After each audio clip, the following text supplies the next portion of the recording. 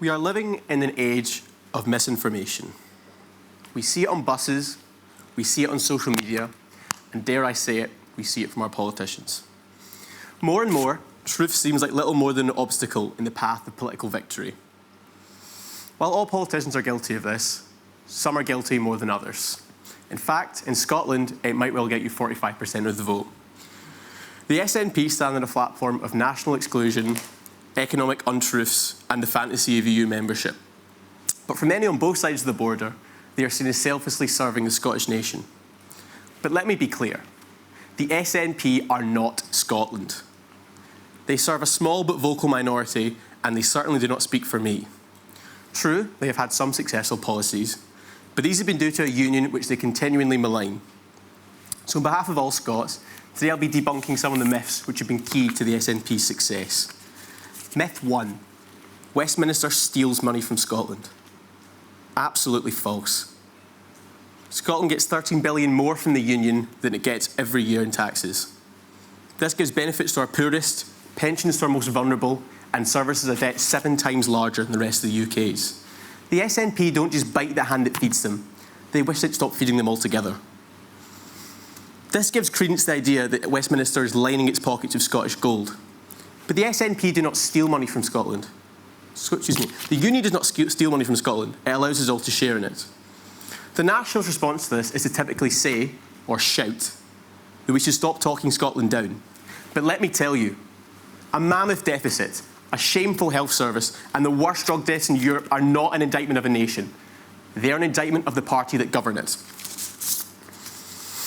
Myth 2. Scottish nationalism is welcoming and inclusive. English lapdogs, imperialists, collaborators. Feel welcome yet?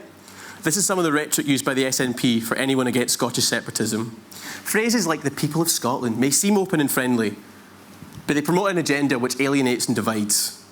Apparently, Make Scotland Great Again was already taken. Many of you may be thinking, if they feel that way, then let them have their independence. But let me be clear, the SNP are not Scotland. Scotland always has been and always will be a welcoming country. It doesn't matter if you're coming from across the world or just across the border. Myth 3. Scotland could easily rejoin the EU. This is not only the most blatant fantasy, it is the most cruel. It plays on the emotions of a people still reeling from a decision we were vehemently against. But the SNP is selling the Scottish people a dream by telling them it would be simple as ticking a few boxes. To join the EU, we'd have to join the euro. To join the euro, we'd have to get our own currency. Combine that with £7 billion worth of hikes, tax hikes and cuts, and we're talking about economic limbo for years to come. The financial risks are staggering, but they've been buried by a Scottish government that is less concerned with fiscal scrutiny than it is with the future of its people. Many of you may be thinking, how does this affect me? If what I'm saying is true, do you really need Scotland? Of course. Scotland's oil sales are worth £20 billion every year.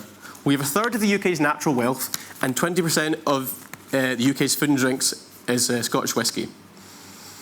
Scotland is not just a beneficiary of the Union, it is a capable and willing contributor. But many would see these as reasons for independence, not an argument against it. But this prosperity has been built by interdependence, not independence. The UK is Scotland's biggest trading partner, and countless Scottish jobs rely on English markets for continued growth. These are only a few examples of what we can do when we work together. The Union can be a benefit, not a burden. For some final thoughts, I'd just like to say this. Don't believe the lies. The SNP are trying to drive a wedge between our nations. And after a decade defined by poison and division, now is the time when we need to come together, not break apart. So I assure you, the majority of Scots will continue to support the Union. Because the Union does not ignore our differences, nor does it seek to exploit them. It takes different peoples, Scottish, English, Northern Irish and Welsh, and brings them together under one flag. So remember, Scotland does not choose exclusion, but inclusion. Not otherness, but togetherness. And not division, but unity. Thank you.